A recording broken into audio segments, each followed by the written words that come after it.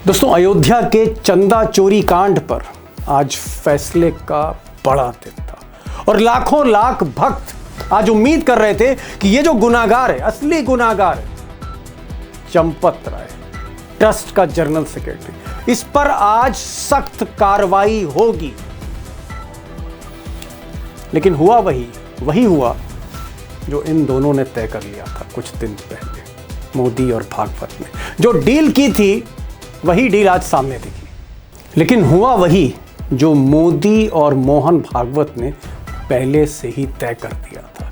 यानी आज ट्रस्ट की बैठक हुई, मंदिर ट्रस्ट की बैठक हुई और सारे ट्रस्टियों ने ये जो गुनाहगार माने जा रहे थे चंपत राय, इनको एक तरह से क्लीन चिट दे दी। यानी जो इल्जाम इन पर लग रहे थे, जो तोहमतें लग रही थी, जिसके सबूत आ रहे थे, वो सब दरकिनार करके इनका इस्तीफा मंजूर कर लिया और ट्रस्ट से बरी कर दिया। एक तरह से आप कहेंगे क्लीन चिट। और क्लीन चिट की मैं बात इसलिए कह रहा हूं क्योंकि किसी ने भी ट्रस्ट में किसी भी संत ने या ट्रस्टी ने, आरएसएस या वीएचपी के नेता ने, सरकार के नुमाइंदे ने, किसी ने भी ये नहीं कहा कि चंपत साहब की जांच होनी चाहिए। सबने कहा कि साहब थोड़ी सी भूल हो गई उनसे, वरना तो आदमी बड़े ईमानदार हैं, चरित्रवान हैं, उनका तो हम बड़ा सत्कार करते हैं। सोचिए चंपत राय को लेकर क्या राय है ट्रस्ट की, सुनिए। चंपत राय जी को मैं 32 वर्षों से जानता हूं।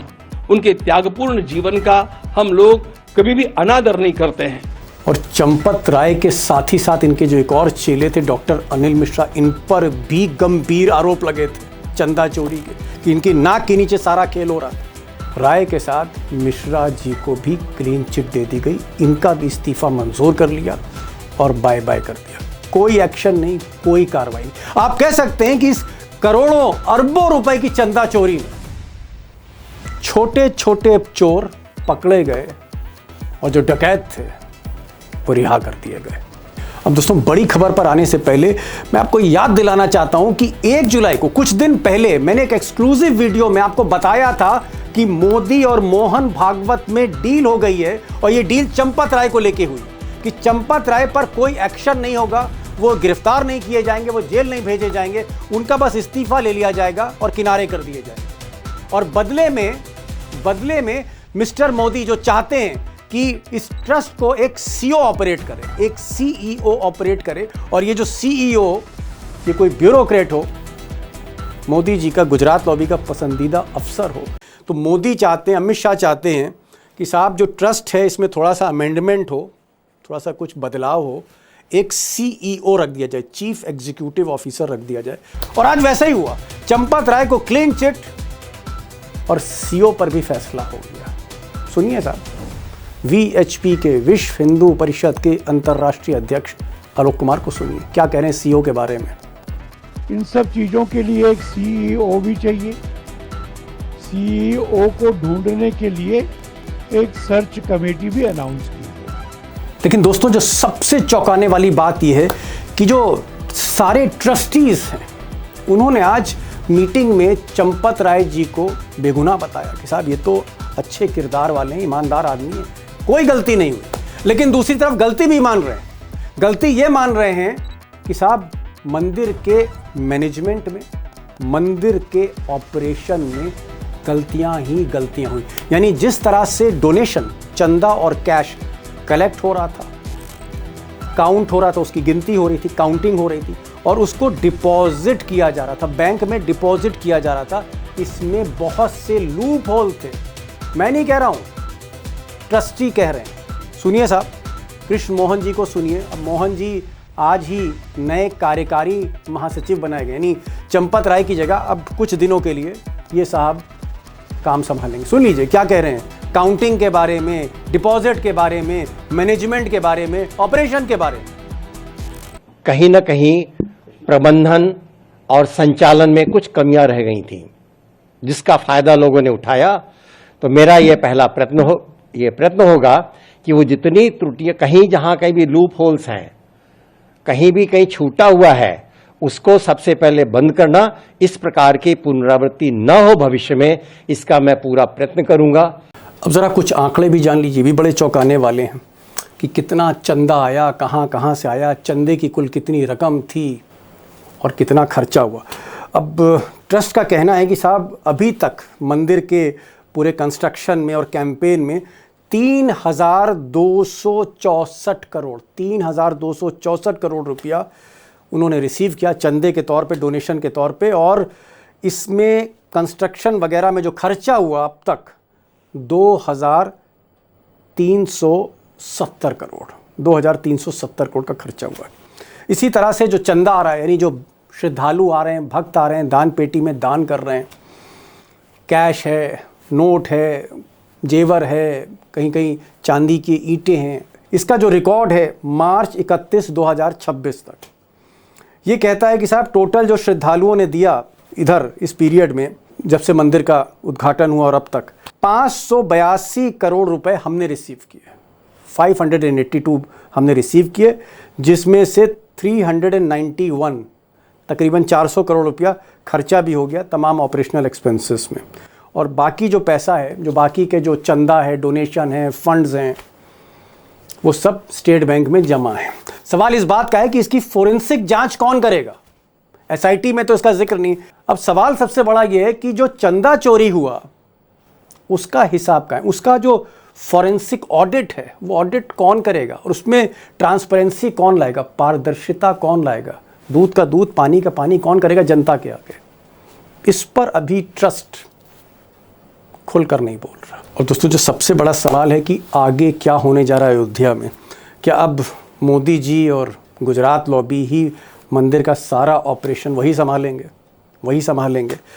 और ये जो आरएसएस नेता हैं, चाहे वो गोपाल राव, जिनका आज कुछ अता पता नहीं था, आरएसएस नेता गोपाल राव, चंपत राय या फिर अनिल मिश्रा, कि इनको फाइनल क्लीन चिट मिल गई है। जो 22 तारीख को एसआईटी की रिपोर्ट आ रही, उसमें भी इनका कोई जिक्र नहीं होगा। जो अगली बैठक होगी ट्रस्ट की, उसमें भी इनका कोई जिक्र नहीं होगा। इनको आज बरी कर दिया गया है। और सबसे बड़ी बात, योगी साहब क्यों परेशान है? योगी आदित्यनाथ क्यों परेशान है? भाई, अगर मोदी ने चंपत राय को बचा लिया या मोहन भागवत ने बचा लिया, तो योगी कौन सा मसला तय करने जा रहे थे चंपत राय से? योगी भी परेशान है। तो आप कह सकते हैं कि पर्दे के पीछे भाजपा में भी खींचतान चल रही है, और ये मसला इतना आसान नहीं है। और आज इसीलिए 3 खास मेहमान बुलाए। आज हमारे साथ शरद प्रधान होंगे। 45 बरसों से आप कह सकते हैं लखनऊ और अयोध्या कवर कर रहे हैं। 45 ईयर्स, वेरी सीनियर जर्नलिस्ट, खुलकर बोलते हैं। हमारे साथ उमाकांत जी होंगे। 1988 से जब राम रथ यात्रा लेके निकले थे मिस्टर अडवाणी, और पूरे देश में हल्ला मचा दिया था, तब से कवर कर रहे हैं अब तक। उमाकांत जी को सुनिए। और ये जो घपले हैं पैसे के, चंदे के, क्या क्या गलतियां हैं, इस पर प्रोफेसर अखिल स्वामी साहब को भी सुनिए। शरद जी, पहला सवाल मेरा ये है, आपको क्या लगता है, चंपत राय को चंपत कर दिया, अनिल मिश्रा को भी किनारे कर दिया, नील कर दिया, अनिल को नील, चंपत को चंपत, गलती नहीं मानी कि साहब चोरी नहीं है और ये गलतियां हैं, अपराध नहीं है? आपको क्या लगता है कि अब ये जो छोटी मछलियां हैं इन्हीं पर केस खड़ा होगा?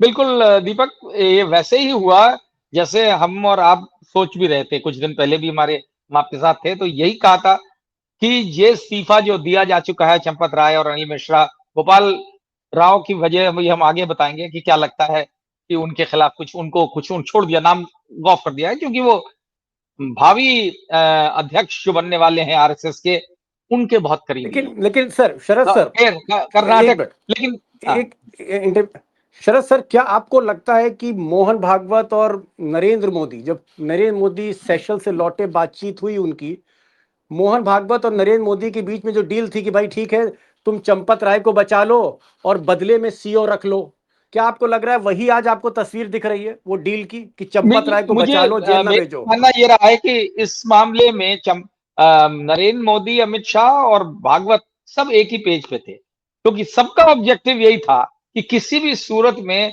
चंपत राय पे आंच ना आए। वो बेचारे इतने भले, इतने कमिटेड आदमी, और फिर मुझे तो ये बताया गया था आरएसएस वालों द्वारा प्रोग्राम्स में कि उनकी तो शादी भी नहीं हुई, इसलिए वो शरीफ आदमी है, क्योंकि आरएसएस की नजर में जो शादीशुदा लोग होते हैं वो करप्ट होते हैं। क्योंकि उन्होंने ये साफ साफ कहा कि अगर ये बेचारे, हाँ, तो इसमें बैचलर जो हैं वो बहुत शरीफ लोग होते हैं, जैसे चंपत राय खुद भी बैचलर है। अभी तरह तरह की कहानियां लोग उल्टी सीधी बताते हैं। बताइए, ये कोई कहना चाहिए कि टिन्नू यादव तो उनका पार्टनर था? इस तरीके की बातें। और यही वजह है कि आज सारा जो फोकस है वो इस बात पे, और इस काम के लिए इतना समय लगाया 3 घंटे का, मुझे समझ में नहीं आता। ये तो हमें कई दिन पहले पता था कि इसी तरीके से किया जाएगा, फॉर्मेलिटी होगी। और इसमें आप देखिए, इन्होंने जो एक्सप्लेन किया प्रेस कॉन्फ्रेंस में, उन्होंने कहा, पराशरन साहब ने ये कहा कि इनका जो इस्तीफा दे चुके हैं उसमें और कोई ऑल्टरनेटिव ही नहीं है। उसको एक्सेप्ट आपको करना ही है। अधिकार नहीं है एक्सेप्ट करने का, और रिजेक्ट करने का अधिकार नहीं है। It is taken for granted कि उसी दिन हो गया। ये बड़ी नया नया एंगल ढूंढा है। और ये पराशरन जैसे आप जैसे काबिल जुरिस्ट ही निकाल सकते थे ये रास्ता। तो आप देखिए, इसमें सब कुछ इन्होंने कर डाला। सांप मरा, लाठी नहीं टूटी। और जो आस्तीन के सांप है वो जिंदा है, क्योंकि ओहो। इसके पीछे ये कलर देखिए। और उसमें इसी के साथ साथ एक पैरेलल स्टोरी जो चल रही है, ये तो ऑफिशियल सोशल मीडिया में जो चला रखी है आरएसएस ने, जो अखिलेश यादव वाला एंगल डाल दिया है। जस्ट बिकॉज टिन्नू यादव का नाम यादव है, तो ऐसा लगता है कि, मुझे नहीं पता था कि संघी यादव जो हैं वो भी अखिलेश के गुलाम हो गए। ये तो जी। बहुत बड़ी, मतलब अखिलेश के लिए तो हाँ, बेनिफिट की बात है कि सारे सुनते हैं। एक लेकिन इतनी जी रिडिकुलस बात है वो, कि उसको लेकर के जोड़ दिया, जिससे कि उसका पर्पस है कि जी एंगेज कर दो। ये आरएसएस वाले ट्विस्ट देते हैं, ऐसा ट्विस्ट देते जी हैं कि आप उसी में लग जाए ये बताने में कि साहब हमारा इससे कोई संबंध नहीं है। और जी कहानी साफ जी। बचा लिया इन्होंने शरद जो सर, बचाना था। आप कह रहे हैं कि नरेंद्र मोदी, अमित शाह और मोहन भागवत, इन तीनों की एक अंडरस्टैंडिंग थी जिसमें चंपत राय, अनिल मिश्रा, गोपाल राव, तीनों आरएसएस के लीडर्स को बचाना था। तो क्या आपको लगता है कि अब ये जो जांच है, इसका जो फोकस है ये ऊपर के लोगों पर नहीं जाएगा, जो बड़े लोग इसमें इन्वॉल्व हैं, कि ये जो पैसा था करोड़ों रुपए का, ये ऊपर तक क्या जा रहा था, ये जो ऊपर के लोग हैं अब ये बचा लिए गए हैं? आप क्या मान रहे हैं? फिलहाल इससे यही जाहिर होता है कि सिर्फ ये जैसे हम लोग कह रहे थे उस रोज, कि ये छोटी मछलियां जो हैं, स्मॉल फिश, इनको हैंग कर दिया जाएगा। और इनको बता भी दिया जाएगा कि देखो, इनके खिलाफ भी, क्योंकि एविडेंस तो डिस्ट्रॉय हो चुकी है, तो इनको ये कह करके कि चलो थोड़े दिन के लिए तुम अंदर रहे ना, फिर वापस आओगे, और पैसा तो तुम्हारे पास है ही। पैसा तो, क्योंकि पैसे की ट्रेल, ये प्रूव करना कि ये पैसा इसी मंदिर मंदिर में चोरी हुई, लेकिन पैसा कैसे गया इन आठों के पास, और बेचारे सिर्फ 8 ही यही है। बाकी तो बड़े बड़े जी लोग पता नहीं था, चंपत राय को पता नहीं, प्रधानमंत्री को तो बिल्कुल ही नहीं पता, क्योंकि भारत में ही नहीं रहते हैं, तो उनको कहां पता लगेगा कि राम मंदिर में चोरी हो रही है। इसी जी तरीके से ऐसी ये पूरा गेम प्लान है जो कि एग्जीक्यूट हो रहा है। और इसमें इग्नोरेंस, हालांकि लॉ में कहा जाता है ignorance is not an excuse in law, लेकिन यहाँ पे ऐसे सब इग्नोरेंस बन गए हैं, जैसे लगता है कि हाय, ये जो पैसा, और ये देखिएगा, ये जो ऑफिशियली जितना डिक्लेयर किया गया था ना, 10 लाख और 12 लाख और 18 लाख, जो टोटल मिला के 80-90 लाख होता है, which is not even a drop in the ocean, जितना ओके, पैसा बड़ी यहाँ बात। लूटा गया है। ये जी अब उसको सब कुछ प्रोटेक्ट कर रहे हैं कि चोरी का एक्सटेंट ठीक है। दबा दिया जा रहा है, चोरों को, जी डाकुओं को छोड़ दिया जा रहा है। छोड़ भाई, ये चोर जो है वो लाद दिए गए, बड़ी, कुछ नहीं, उनका कुछ नहीं होगा। चोर, चोरों पर निशाना साधा गया है और डाकुओं को क्लीन चिट दे दी गई। चोर जेल में हैं और डाकुओं को बरी कर दिया गया, ये इस पूरे जिस्ट आ रही है सामने। मैं जरा भाई स्वामी साहब से, स्वामी साहब आप तो मैनेजमेंट के आदमी हैं, हजारों स्टूडेंट्स को आप मैनेजमेंट पढ़ाते हैं। मैं एक चीज पूछना चाह रहा हूं, आज जो नए चंपत राय की जगह आए हैं कृष्ण मोहन साहब, एक्टिंग जनरल सेक्रेटरी हैं ट्रस्ट के, नए इंडियन फॉरेस्ट सर्विस के हैं, मेरी लखनऊ यूनिवर्सिटी के पढ़े, हो सकता है शरद भाई भी लखनऊ यूनिवर्सिटी से ही पढ़े हो। उनका ये कहना है, कृष्ण मोहन का ये कहना है कि भाई गलतियां तो हुई थी, संचालन में भी गलती हुई, ऑपरेशन में भी गलती हुई है और मैनेजमेंट में भी गलती हुई। तो क्या आप मानते हैं कि ये जो पूरा चंदा चोरी है उसको एक तरह से स्वीकार किया है नए जनरल सेक्रेटरी ने, एक्टिंग जनरल सेक्रेटरी ने, कि there were blunders, there were mistakes operation में, मैनेजमेंट में, मंदिर के अंदर, ट्रस्ट में? दीपक जी, पहली बात, दीपेंद्र मिश्रा जो एक आईएएस ऑफिसर थे और मोदी जी के सबसे खासम खास थे, उन्होंने कहा था ये चोरी नहीं डकैती हुई है। तो ठीक है। नृपेंद्र मिश्रा इस मीटिंग में क्यों नहीं थे? नंबर 1। नंबर 2, बताइए, जो सत्यम का केस हुआ था रामलिंगा राजू का, तो रामलिंगा राजू ये कह देते हाँ गलती हुई है, कुछ पैसे का इधर उधर हुआ है, लेकिन मैं चेयरमैन पद से इस्तीफा दे देता हूं, मुझे जेल क्यों भेज रहे हो? वो जेल क्यों गए थे? ललित मोदी, नीरव मोदी, मेहुल चोकसी, विजय माल्या, भाई ठीक है कंपनी में गड़बड़ी हुई थी, मैं तो चेयरमैन हूं भाई, मैं नीचे का थोड़ी मुझे कुछ पता है। मैं विदेश को जाऊं, मैं तो हिंदुस्तान में रहूंगा, दो चार अपने चपरासी को और चाय पिलाने वाले को जेल भिजवा देता हूं। वेरी देखिए गुड। ये तो कॉर्पोरेट गवर्नेंस और ट्रस्ट के मामले में मैनेजमेंट में एक नया चैप्टर जोड़ना पड़ेगा। मैं अगर आज पढ़ाता होता तो मैं स्टूडेंट्स को पढ़ाता कि भाई ये कॉर्पोरेट गवर्नेंस और ट्रस्ट को कैसे चलाया जाता है, इसको नई तरह से सीखो। अगर कोई आदमी मर्डर करके उसको उसके जो डकैत गिरोह है उसके अध्यक्ष पद से हटा दिया जाए तो उसको दंड मिल जाता है, फिर क्या गलती हो गई, मर्डर कर दिया, क्या हो गया? जेल इस गोली अब जेलों की गोली जरूरत चल नहीं है, गई, अदालत की गोली जरूरत नहीं। नहीं, प्रोफेसर साहब, गोली चल गई, सामने वाला मर गया, लेकिन हत्या नहीं की। देखिए अब तो देखिए, एक आपने कहानी पढ़ी होगी बचपन में, अली बाबा और 40 चोर। देखिए मैं तो जी। शुद्ध सनातनी हूं, सनातन धर्म में मेरी पूरी आस्था है। 8 छोटे छोटे चोर तो अंदर हो गए, अभी 32 चोर जाने बाकी हैं, और जिस दिन 40 चोर अंदर चले गए अली बाबा भी पकड़ा जाएगा। वेरी वेल अब सेड। ये मत मैं बताइएगा इसमें कि एक अली चीज, जी। दीपक, इसमें एक हाँ, चीज जोड़ना चाहूंगा। आपको याद होगा बहुत साल पहले दिल्ली में जो एक मर्डर हुआ था जेसिका लाल का, जो फाइनल वर्डिक्ट आया कोर्ट का, तो कोई भी अक्यूज सब बरी कर दिए गए थे, और बड़ी अच्छी हेडलाइन टाइम्स ऑफ इंडिया में छपी थी जो मैं कभी नहीं भूला, नो वन किल्ड जेसिका लाल। जी। ये एग्जैक्टली वही है। किसी ने चोरी नहीं की, चंदा चोरी डाका नहीं नहीं, हुआ, की, बस। दीपक then ji, there is no डाकू। एक मिनट। देखिए जी। ये सवाल ये ट्रस्ट का नहीं है, ये सवाल मोदी जी का नहीं, वीएचपी और बीजेपी का नहीं है, ये करोड़ों 120 करोड़ हिंदुओं की आस्था का प्रश्न है। मेरे बिल्कुल। दिल के अंदर से भगवान राम के प्रति जो मेरी श्रद्धा है, उसके साथ जो डकैती पड़ी है, इसको हम छिपने नहीं देंगे। 2027 के चुनाव में अगर उत्तर प्रदेश की जनता चाहती है एक एक दोषी को दंड मिले और भगवान राम के साथ द्रोह करने वाले को दंड मिले, इन लोगों को गद्दी हटाओ, अखिलेश यादव को चीफ मिनिस्टर बना दो, 15 दिन के अंदर सारे तार जुड़ जाएंगे, सब जेल के अंदर जाएंगे। लेकिन अगर ये दोबारा गद्दी में आ गए फिर चोरी डकैती होगी, फिर होगी। मैं जरा आ रहा हूँ लखेड़ा साहब के पास, और सीरियस नोट, लखेड़ा साहब, आप तो ये ट्रस्ट और सरकार और ब्यूरोक्रेसी और गवर्नमेंट और कैबिनेट ये सब देखते रहते हैं। क्या मैं समझूं आज जो ये कहा है कृष्ण मोहन ने, जो नए नए जनरल सेक्रेटरी बने, यानी ट्रस्ट वो चलाएंगे कृष्ण मोहन, उनका ये कहना है कि साहब अभी एसआईटी की रिपोर्ट आएगी और एसआईटी की रिपोर्ट के बाद हम इसके ट्रस्ट में हम और भी परिवर्तन करेंगे और कुछ नए ट्रस्टी भी लाएंगे, इसका स्ट्रक्चर भी हम बदल सकते हैं। क्या आपको लगता है कि जो मोहन भागवत और एक नरेंद्र मोदी के बीच में अंडरस्टैंडिंग थी कि भाई आप चंपत राय को बचा लो और एक सीईओ ले आओ, और सीईओ की बात नृपेंद्र मिश्रा जो मोदी जी के आदमी उन्होंने भी की, तो आपको लगता है कि अब ये सीईओ आएगा और ये ट्रस्ट अब विश्व हिंदू परिषद नहीं, मोदी ही सीधे तौर पे चलाएंगे, प्राइम मिनिस्टर ही चलाएंगे अपने किसी ब्यूरोक्रेट की आड़ में? आपको ये लग रहा है? देखिए, जो सबसे बड़ा मुद्दा दीपक जी ये है कि ये जो आज फैसला हुआ है, ये स्क्रिप्टेड, इसकी स्क्रिप्ट प्रधानमंत्री मोदी और पीएमओ से नीचे नहीं लिखी गई, ये स्क्रिप्ट वहीं से लिखी गई, और वहां से एक कहानी का जो ओके, फिल्म आप के ये कहना, एक मिनट, आप ये कहना चाह रहे हैं मान्यवर कि सेशल से लौटे, उन्होंने एक स्क्रिप्ट लिखी, डील हुई, उसके बाद स्क्रिप्ट पकड़ा दी और मोदी जी इंडोनेशिया न्यूजीलैंड निकल गए और ये आज स्क्रिप्ट पढ़ दी इन्होंने, ये कहना चाह रहे हैं? ये जो डील है, देखिए ये स्क्रिप्ट लिख करके इनको पकड़ा दी गई कि इसको इम्प्लीमेंट कर दो।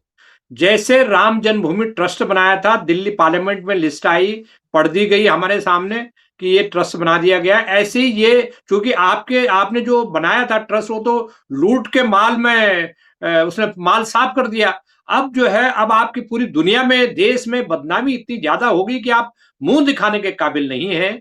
तो अब आपको उस जो थूका है आपने, फिर उसको चाटने लग गए। अब कहानी क्या है? कॉमन मैन, जो सड़क पर चलने वाला रिक्शा, इनकी जो सबसे बड़ी चिंता है वो ये है कि कॉमन मैन को ये पता लग गया कि ये लुटेरे थे।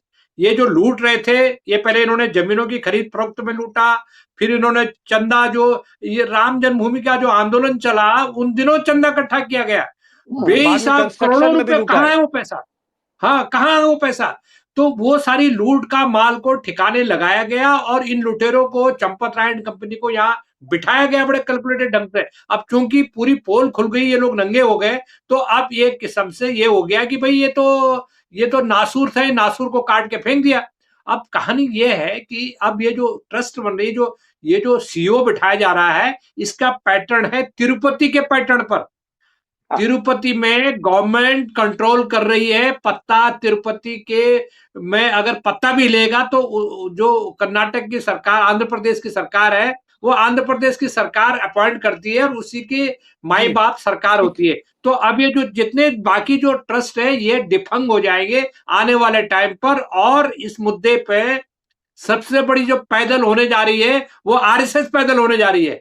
आरएसएस जो पूरी दुकान चल रही थी आरएसएस की, इसके थ्रू, मंदिर के थ्रू, और ये जो फंड जा रहा है, ये दूसरा जो महत्वपूर्ण मुद्दा है जो क्रिमिनल है। ये जो स्क्रिप्ट लिखी गई है, ये जैसे गैंग वार होती है ना, क्रिमिनल्स के बीच में एक डील होती है, एक बदमाश दूसरे बदमाश के साथ डील करता है। तो ये जो डील है, ये बदमाश, ये जो गैंग वार है उनके बीच में डील है। मैं आपको बता दूं बहुत क्लियर कट कि ये जो डील है, ये क्रिमिनल डील है, अपराध, इसका कानून की किताब में कोई इसका वैल्यू नहीं है। एसआईटी सरकार ने, अगर उत्तर प्रदेश सरकार ने बनाई, तो ये कौन होता है प्राइवेट ट्रस्ट? एक राम जन्मभूमि का जो ट्रस्ट है वो प्राइवेट ट्रस्ट है, जन्मभूमि का ट्रस्ट है। वो कौन होता है एसआईटी की रिपोर्ट पर अध्ययन करने वाला? ये तो गवर्नमेंट की, ये तो एसआईटी की रिपोर्ट तो विधानसभा में रखी जानी चाहिए, वहां डिस्कशन होना चाहिए। ये उल्टी गंगा कहां बहा रहे हैं? ये तो ऐसा बेनकाब पूरे सिस्टम को कर रहे हैं। कल ये होगा कि कहीं डकैती पड़ेगी किसी सरकारी डिपार्टमेंट में, वो कहेंगे साहब राम जन्मभूमि का ट्रस्ट के जो ट्रस्टी है वो फैसला करेंगे। तो ये अदालत क्या करेंगी, ये कोर्ट क्या करेंगी, कचहरी क्या करेंगी? ये तो पूरा इन्होंने ऐसा घालमेल कर दिया कि रास्ता नहीं है बचने के लिए। जी ठीक है, मेरा सवाल ये है और आखिरी सवाल है क्योंकि लास्ट राउंड है। क्या आपको लगता है कि योगी आदित्यनाथ चंपत राय को एसआईटी बना के दबोचना चाहते थे, पुराना बदला बराबर करना चाहते थे? अब योगी आदित्यनाथ साइडलाइन हो गए हैं और मोदी अब पिक्चर में आ गए, और ये लड़ाई क्या पर्दे के पीछे योगी वर्सेस गुजरात लॉबी थी? बिल्कुल, क्योंकि इस पूरे मामले में अगर if Yogi had his way, तो चंपत राय का ये हशर नहीं होता कि साहब कुछ नहीं, देखो आप मान लिया आपका इस्तीफा एक्सेप्ट हो गया, उसमें उनकी रिस्पॉन्सिबिलिटी फिक्स होती है। यहाँ तो आप देखिए डिफरेंट कलर दे दिया गया है। इसमें ये कहा जा रहा है कि बेचारे चंपत राय जी इतने ग्रेट आदमी थे हैं कि उन्होंने मॉरल रिस्पॉन्सिबिलिटी लेके इस्तीफा दे दिया। उन बड़े दुखी थे वो, आपने सुना ना उनको बोलते हुए कृष्ण गोपाल को कि कितने भले आदमी थे। तो अब बेचारे, अब उनका इस्तीफा तो हो गया तो खत्म। ये इसके जरिए से बड़ा क्लियर कट है कि अभी भी सेंट्रल गवर्नमेंट का इंटेंशन ये नहीं है कि भगवान राम के नाम पे जो चोरी हुई है उसमें चोरों को फिक्स किया जाए। इसमें सिर्फ यही उद्देश्य, मैं डे वन से कह रहा हूं, इसमें पर्पस एक साइड कोई बचाना चाहता है, दूसरी तरफ कोई फंसाना चाहता है। नतीजा ये है कि सच से किसी को मतलब नहीं है, और सच बड़ा कड़वा है। और ये फैक्ट है जो आपने राइट इन द बिगिनिंग कहा कि इस चोरी का पैसा बहुत दूर दूर तक गया है। तमाम किस्से आए थे, आज कोई उसकी बात नहीं हो रही कि बैग्स में भर भर के जाता था कोई आदमी, ट्रेन से जाता था, 50 बार वो गया बैंगलोर और हवाई जहाज से वापस लौटता था। गोपाल राव का जिक्र कर रहा हूं, उसका नाम तक नहीं, क्या लेके जाता था गोपाल राव। तो ये सारी चीजें इस तरह से करी गई हैं, इस उम्मीद से की गई हैं कि पब्लिक को तो भुला ही देंगे दफा दफा करा करके। और इसीलिए जो अखिलेश यादव ये सब डाला गया है टेंशन डाइवर्ट करने के लिए। और अल्टीमेटली ये जो 8 छुटभैये हैं यही जेल में रहेंगे कुछ दिन, और ये भी जब छूट के आएंगे तब आप कहानी देखिएगा क्या रहता जी। क्योंकि कोई इरादा ही नहीं है, जब आपका डे वन से आपका इरादा ही नहीं है कि डकैतों को पकड़ना है जी। रफा दफा। स्वामी साहब जी, थैंक यू। स्वामी साहब, छोटा सा सवाल और छोटा सा जवाब। क्या आपको लगता है कि ये जो आज जिस तरह से ट्रस्ट की बैठक हुई, चंपत राय को किनारे कर दिया गया, अनिल मिश्रा को बैठा दिया गया है और ये कहा गया है कि अब हम ट्रस्ट का स्वरूप बदल देंगे, क्या आपको लगता है कि जनता की नज़रों में, आपकी नज़रों में लीपापोती हो रही है? असली मुलजिम अभी भी बचे हुए हैं? दीपक जी, हम लोग ये मान के चल रहे हैं कि 6 महीने के बाद या यूपी में इलेक्शन होगा तो योगी आदित्यनाथ फिर चीफ मिनिस्टर बन जाएंगे। मैं कल्पना करता हूं, मान लीजिए अखिलेश यादव को प्रदेश की जनता जिता दे और वो चीफ मिनिस्टर बन जाएं, फिर उन लोगों को इकट्ठा करें जिन्होंने 200 किलो चांदी दी है और सोने के मुकुट दिए हैं और जिनको रसीद नहीं मिली है, फिर वो FIR लिखाएं और चंपत राय बंसल को थाने बुलवा लें। उसके बाद क्या होगा? भाई देखिए, असली मुद्दा यह है, क्या प्रदेश की जनता ये चाहती है कि डकैती के खोल को खुले? भाई ये तो 6 महीने की स्थिति है ना, योगी आदित्यनाथ को मोदी जी ने दबा दिया। 6 महीने के बाद तो अखिलेश यादव को अगर प्रदेश की जनता जिता दे और उसके बाद फिर इन लोगों पे कानूनी शिकंजा कसा जाए, और उसके बाद भाई हम तो चाहते हैं डकैती जो हुई है, जो नृपेंद्र मिश्रा कह रहे हैं, सब डकैत जेल के अंदर जाए, फांसी पे चढ़े। ये मेरी सनातनी भावनाओं का अपमान है। तो ये अभी अगर उत्तर प्रदेश की जनता ये चाहती है चोरी बची रहे, ये ढकी रहे, तो बीजेपी को जिता दे। अगर चाहती है डकैती और हमारे जो रामद्रोह हुआ है और हमारी भावनाओं के साथ खिलवाड़ हुआ है, आप बीजेपी को हरवा दीजिए, सारी चीजें साफ हो जाएंगी। फिर देखते हैं दिल्ली कैसे बचाती है, फिर देखते हैं बीएसपी और आरएसएस कैसे बचाती है। लखेड़ा साहब सिर्फ 30 सेकंड, आपको भी लगता है लीपा पोती हुई, लीपा पोती कर दी पूरे मामले में और असली मुल्जिम बच गए, चोर पकड़े गए, डकैत छोड़ दिए गए? देखिए, आप ये मान के चलिए कि ये जो डकैती है, देखिए चोर जो पैसा होता है गोल्ड होता है। अगर आप हमारे पास पैसा है, हमारे पास गोल्ड है, तो हम सबसे पहले नियरेस्ट बैंक की ब्रांच में जाते हैं और बैंक की ब्रांच में जो सोना होता है उसको हम लॉकर में रखते हैं, कैश को हम बैंक अकाउंट में जमा करते हैं, उसकी रसीद हमें मिलती है।